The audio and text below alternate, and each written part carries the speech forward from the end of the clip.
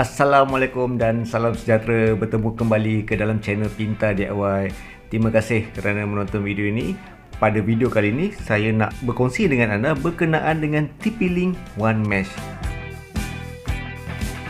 Sebelum ni saya dah buat dah cantik-cantik dah berkenaan dengan TP-Link One Mesh ni punya video. Bila saya survey, bila saya cuba secara teknikal, saya buat configuration, kemudian tak boleh pakai. Tak boleh pakai dengan apa? TP-Link One Mesh router tak boleh connect dengan TP-Link One Mesh router yang lain. Saya amat kecewa dengan perkara ini. So saya dah beli banyak TP-Link router sebelum ni. Saya beranggapan ianya macam Asus punya produk, AI Mesh. So kalau nak kata AI Mesh tu, antara router dengan router ia boleh terhubung dan menjadikan mesh network. So kalau TP-Link walaupun dia ada One Mesh, tetapi device atau alat yang diperlukan hanyalah menggunakan extender dia sahaja. So macam ni rupa extender dia. So anda boleh tengok dekat website link yang berkenaan dengan One Mesh support. So sebenarnya untuk menjadikan One Mesh tu berjaya atau connected, daripada satu router One Mesh hanya boleh berfungsi dengan adanya satu lagi extender, range extender yang nama dia TP-Link extender untuk membolehkan jadi extend coverage. Jadi TP-Link One Mesh tu adalah bukannya mesh yang sebenar. Ia cumanya extender coverage saja. Atau dengan nama lain, repeater. So kalau anda pernah dengar repeater ni kaedah yang dulu-dulu kita buat nak extend coverage. So anda ada satu device, anda akan recall signal daripada router yang lain. So dia cuma repeat saja. So consume bandwidth antara dua ni akan bertambah kecil lah. Dia akan tambah kecil. Dia bukan menjamin satu pipe tu kalau dia repeat signal tu ada 10 Mbps, bukan 10 Mbps. At least ada 3 ke 5 Mbps saja. Itu sebagai contoh yang saya boleh jelaskan kepada anda. Jadi anda jangan tertipu, anda jangan terpedaya dengan teknik ataupun features yang ada dalam TP-Link One Mesh router.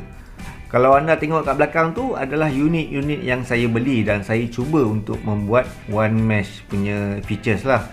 So saya selidik, saya kaji bagaimana untuk menjadikan dia mesh. So musnah harapan saya.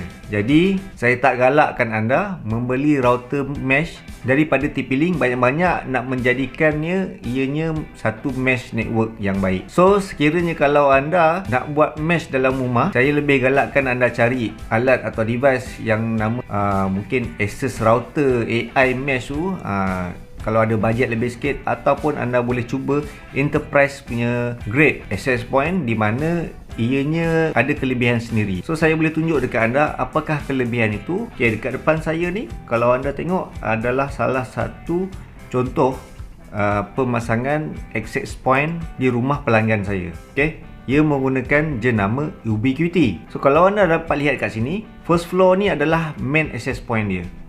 So yang lain ni adalah terhubung antara satu sama lain. Dia saling melengkapi. Sepatutnya mesh begitu, saling melengkapi. Bukannya dia extend seperti satu garis masa daripada A, B, C macam tu. C ni tak boleh lompat ke A. Ada setengah mesh yang orang kata A, B, C ni tak boleh lompat ke A.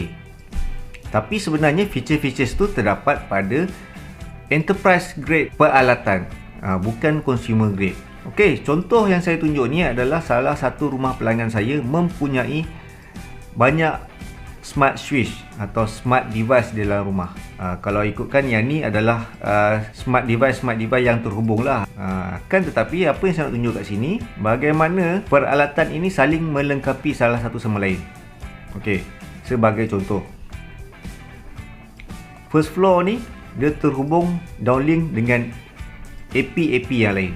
At the same time, AP second floor ni terhubung dengan AP yang lain. Macam ni lah.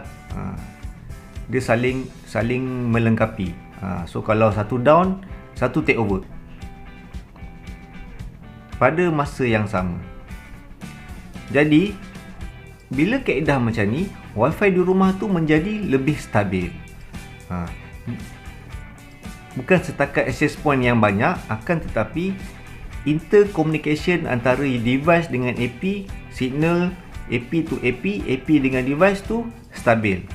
Okey, sebenarnya mesh ni bukan untuk carry bandwidth yang besar. Pada pengamatan saya, mesh ni sesuai digunakan pada bandwidth 500 Mbps ke bawah internet access. Kalau anda mempunyai file-file transfer yang besar ataupun anda nak menggunakan bandwidth yang besar, saya lebih galakkan anda menggunakan kabel sahaja.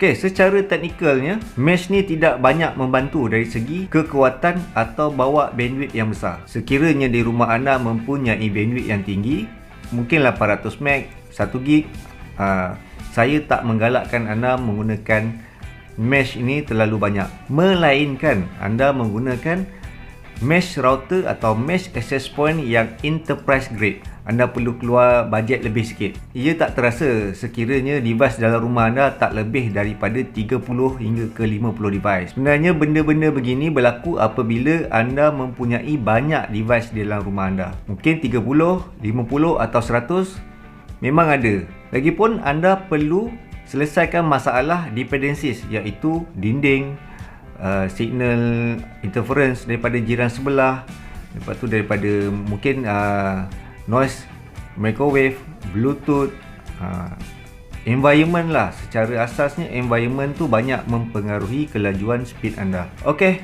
setakat itu saya nak share berkenaan dengan TP-Link One Mesh. Saya ingatkan kembali, anda jangan terpedaya dengan features-features yang ada dalam consumer punya grade router. Murah itu bersebab, mahal juga itu bersebab juga. Saya harap anda dapat membuat pilihan yang bijak. Sekiranya anda masih tidak jelas, anda boleh komen kat bawah, mana mungkin kita boleh menjawab persoalan anda itu. Okey, sampai di sini saja perkongsian saya berkenaan dengan TP-Link One Mesh. Memandangkan saya tak dapat buat secara actual bagaimana One Mesh tu berfungsi dengan extender. Kita jumpa pada video akan datang. Terima kasih kerana menonton. Jumpa lagi. Assalamualaikum.